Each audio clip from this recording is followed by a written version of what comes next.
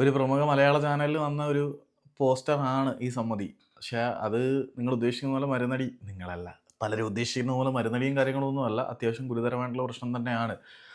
Indian പേസറോട് injection എടുത്തിട്ടില്ലേ എന്ന് captain Gill ചോദിക്കുന്നു. സംഗതി വളരെ കൃത്യമാണ്. കാരണം ഡേ 5 ടെസ്റ്റിലായിട്ട് പട്ടിയെ പോലെ മരിച്ച് പണ്ടം കലങ്ങുന്ന എറിയാണ് സിറാജ് എറിഞ്ഞുകൊണ്ടിരിക്കുന്നത്. നമുക്കെല്ലാവർക്കും അറിയാം. ആകെ 3 ബോളറാണുള്ളത്.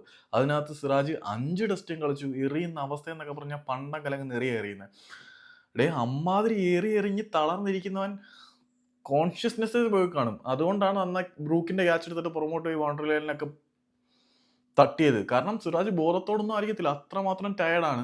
നടു ഒടിയുന്ന തരത്തിലാണ് സിറാജ് എറിഞ്ഞുകൊണ്ടിരിക്കുന്നതെന്ന കാര്യത്തിൽ ആർക്കും യാതൊരു സംശയമില്ല. ഇമ്മാതിരി കമ്മിറ്റ്മെന്റും ഡെഡിക്കേഷനും ഒന്നും വേറെ ആർക്കും ഇല്ല. അമ്മാതിരി സിറാജ് എറിയുന്നുണ്ട്. അതുകൊണ്ട് തന്നെ ഈ കളി കഴിഞ്ഞാൽ മറ്റേ സുരാജ് വെഞ്ഞാറമൂട് പറയുന്ന പോലെ മറ്റേ 2 ഓലക്കീറോ വെള്ളത്തുണിയോ എല്ലാം എടുത്തോളൂ. അത് കഴിഞ്ഞ് വല്ല എണ്ണത്തോണിയിലും കൊണ്ട് സിറാജിനെ ഇടാവുന്നേ ഉള്ളൂ. കാരണം അത്രമാത്രം ടയേർഡായിട്ടാണ് ആൾ കളിക്കുന്നത്. അപ്പം വല്ല പെയിനും കാര്യങ്ങളും ഒക്കെ കാണും.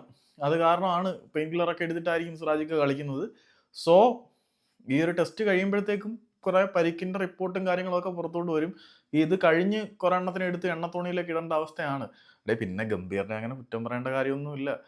കൊടികെട്ടിയ ഓസീസ് നിര വന്നിട്ടും ഇംഗ്ലണ്ടിനെ ഒന്നും ചെയ്യാൻ പറ്റിയില്ല. ആ സമയത്താണ് കോഹ്ലി, രോഹിത്, അശ്വിൻ തുടങ്ങിയ ജയ്ജാൻഡി ഫിഗേഴ്സ് ഒന്നും ഇല്ലാതെ ഗംഭീർ വന്ന് ഇവിടെ കാര്യങ്ങൾ ചെയ്തുകൊണ്ടിരിക്കുന്നത്. സോ ഞാൻ ഗംഭീറിനെ ന്യായീകരിക്കുന്നൊന്നുമല്ല. ഇപ്പം ഗില്ല് പറഞ്ഞ ഈ സംഗതി എന്ന് പറഞ്ഞാൽ ഇഞ്ചുറിയുടെ കാര്യമാണ്.